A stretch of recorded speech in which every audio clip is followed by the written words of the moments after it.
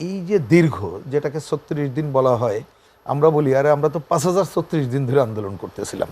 তাহলে সেই আকাঙ্ক্ষার প্রধান বিষয়টা হচ্ছে মানুষের কল্যাণ এবং গণতন্ত্র বলি। আসলে তো তিনি মানুষের একটা অভূতপূর্ব ভালোবাসার মধ্য দিয়েই তো চলে গেলেন। এটা তো আর নতুন করে বলার অপেক্ষা রাখে না, বা যে যে কথা বলুক না কেন এটাই সত্য, এটাই বাস্তব। এবং এটা নিশ্চয়ই মনে রাখা দরকার যে তিনি এই যে যে ভালোবাসা পেলেন, এটা তো তার কর্মের কারণে, এবং সে কর্মের প্রধানত রাজনীতি। অন্যটা আমাদের কাছে প্রধান বিষয় বা সেটা এখনকার আলোচনার বিষয়ও না। এবং সেটা কিভাবে গড়ে উঠেছেন কিছুটা দুদুভাই বলেছেন, আমরাও কয়েকদিন ধরে আলোচনা করছি, ওইদিকে আর যাওয়ার দরকার নাই। কিন্তু আমি কথাটা মিলাচ্ছি এই কারণে, দেখুন ওই যখন আমি ওনার কথা শুনছিলাম যে ৮২-তে যখন আসলেন, তো একটা তো দলের প্রধান জিয়াউর রহমান নাই, দলটাকে সংগঠিত করা সে ধরনের একটা কাজ আছে। কিন্তু সবচেয়ে বড় হলো যে স্বৈরাচার বিরোধী আন্দোলন, এবং তখন আন্দোলন যে যত কথা বলুক না কেন কত ধরনের সংকট ছিল, সেটা একটা মহাকাব্যের মতো ঘটনা। ছাত্র অঙ্গন আর্মস মোকাবেলা করেই টিকে থাকা, মানে কি বলে যে ট্রাকের নিচে মিছিলের পিষ্ট করা পরিস্থিতি, সেখানে নানা ধরনের অনৈক্য, দল দলের জোট অন্য অন্য জায়গায়, তা সেইটাকে একত্রিত করে দীর্ঘ ৯ বছরের সংগ্রামের মধ্য দিয়ে বিজয়ী হয়ে আসা, এটা যেমন ওইদিকে বিজয়ী আসা একটা কাজ, আর একটা হচ্ছে নিজের অভিজ্ঞতায় সমৃদ্ধ হওয়া, যাতে করে আগামীতে কাজে লাগানো যেতে পারে। তাহলে এবার যদি আমি ওই পর্বটাকেও ধরি, তাহলে আকাঙ্ক্ষা কী ছিল? গণতন্ত্রের আকাঙ্ক্ষা, এটাই তো প্রধান। এমনকি যে ৩ জোটের রূপরেখা, আমি কথাটা একটু ওই আকাঙ্ক্ষার কথা বলতে যেই বলছি, যে যেটার সাথে বেগম খালেদা জিয়া সরাসরি যুক্ত ছিলেন, আমাদের দলও যুক্ত ছিল, অন্য দলও যুক্ত ছিল, আওয়ামী লীগ সহ অন্যরা, তার যে কথাটা ছিল সেটা একটু রিপিট করি, কারণ এইবারের তো ধরেন এইরকমের সুনির্দিষ্ট কোনোটার মধ্যে রাজনৈতিক দলগুলো এরকম থাকতে পারেনি, আসছে গণতন্ত্র আর বৈষম্য। কিন্তু তখন যেটা ছিল যে একটা সুষ্ঠু নির্বাচন এবং নির্বাচনী ব্যবস্থা, স্থায়ী নির্বাচনী ভালো ব্যবস্থা গড়ে তোলা, আর ছিল কি স্বাধীনতা এবং মুক্তিযুদ্ধের ধারা পুনঃপ্রতিষ্ঠা করা। খেয়াল করেন আর কি ছিল, ছিল হচ্ছে আমরা কেউ সাম্প্রদায়িকতা করব না, কেউ যদি প্রচার প্রপাগান্ডা করে তাহলে ঐক্যবদ্ধভাবে মোকাবেলা করব। আর কি ছিল, রাজনীতিতে পরস্পরের যদি সংকট হয় আলাপ আলোচনা করে মীমাংসা করব। এর বাইরে আরও অনেক ছিল, আমি জিনিসটা নিলাম। তাইলে ওই ধারাবাহিকতা কিন্তু দীর্ঘদিন রক্ষা করা যায়নি।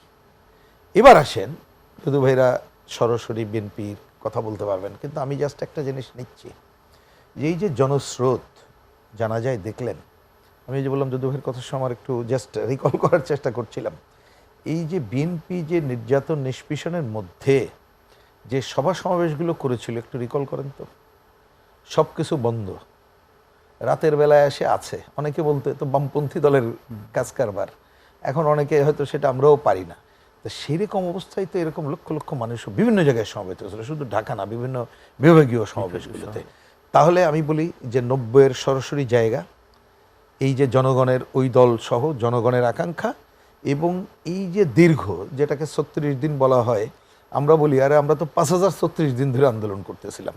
তাহলে সেই আকাঙ্ক্ষার প্রধান বিষয়টা হচ্ছে মানুষের কল্যাণ এবং গণতন্ত্র। হ্যাঁ, বিএনপি তার দল তার মতো করে বিবেচনা করেছে, কমিউনিস্ট পার্টি তার বিবেচনা, অন্য দল তার মতো বিবেচনা করে, কিন্তু ভিত্তিটা তো গণতন্ত্র। ভিত্তিটা হচ্ছে জনগণের প্রত্যক্ষ ভোট নিশ্চিত করা। এই ভিত্তিটা আমার কাছে মনে হয় যে এই চ্যালেঞ্জটা হচ্ছে প্রধান।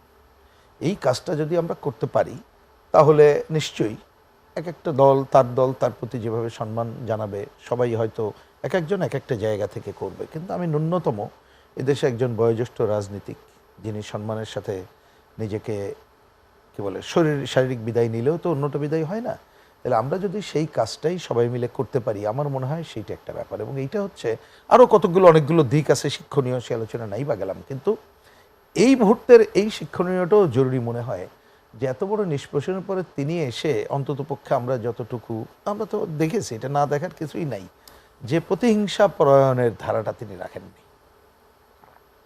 এটা কিন্তু খেয়াল করতে হবে। তা সুতরাং সেইটা ছাড়া তো আপনি অশান্তিটা দূর করতে পারবেন না, অশান্ত অবস্থাটা দূর করতে পারবেন না। গণতন্ত্র, আইনের জায়গা এবং সহনশীলতা ন্যূনতম এই জায়গাটা থাকাটা খুব জরুরি বলে মনে হয়। তাহলে আমাদের কাছে চ্যালেঞ্জটা কি? যতটুকু শুনেছি আমাদের কাছে শোনাই বলতে হবে যে তিনি, আমরা তো দূর থেকে দেখলাম যে ওই কি 21শে নভেম্বর সেনা দিবসে তিনি গেলেন। শুনেছি সত্য মিথ্যা আমরা জানি না, ওনাকে বারণ করা হয়েছিল, তারপরে গেছেন। ওইখানে প্রত্যক্ষদর্শী একজন ছিলেন, তিনি আমাকে জানিয়েছেন যে ভাই উনি তো মাস্ক পরা ছিল, নিজেই খুলে ফেলেছেন, যতটুকু কথাবার্তা বলেছেন।